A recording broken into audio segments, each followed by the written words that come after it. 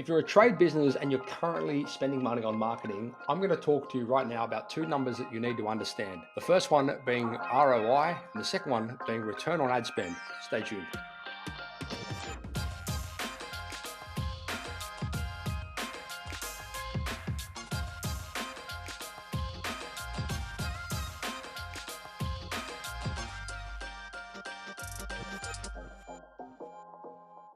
Hey guys, I'm going to keep this really short and sweet today because I want you to understand the difference between return on ad spend and return on investment. Now, typically from a marketing point of view, when you're talking about return on ad spend, you're referring specifically to the money that you have actually spent in an ad campaign for something like Facebook, or maybe it's Google ads or whatever it might be, LinkedIn ads, Pinterest ads, I don't know, whatever you're doing, right? But that number is normally defined by the amount you have physically spent on an advertisement or on your ad campaign, I should say. When you are collating your numbers for return on ad spend, or more commonly known as ROAS, what you want to be able to do is figure out, okay, well, if I've spent this much on ads and it's made me this much money, then you can reverse engineer the math. And the numbers will look something like this. So you've got your ad spend total dollar value, which in this instance was $729. You've got down the bottom here, you've got your conversion value, which is how much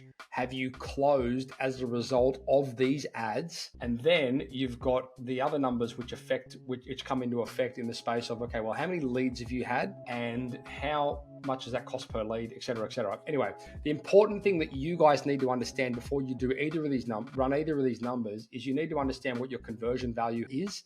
So how much money have you actually generated from this campaign or from these ads? And then you can reverse engineer it. So return on ad spend is quite simply, if you divide your true cost per conversion into conversion value, you will get a percentage, and that is your ROAS. So in this instance, you can see 2,881% ROAS. So obviously that customer is extremely happy. That's a very good result. Then if you were going to go jump into your return on investment, the difference would be you would include things like your campaign management fee. If you had a campaign management fee of $5,000 or whatever it is for a month, then you would have to include that on top of your ad spend.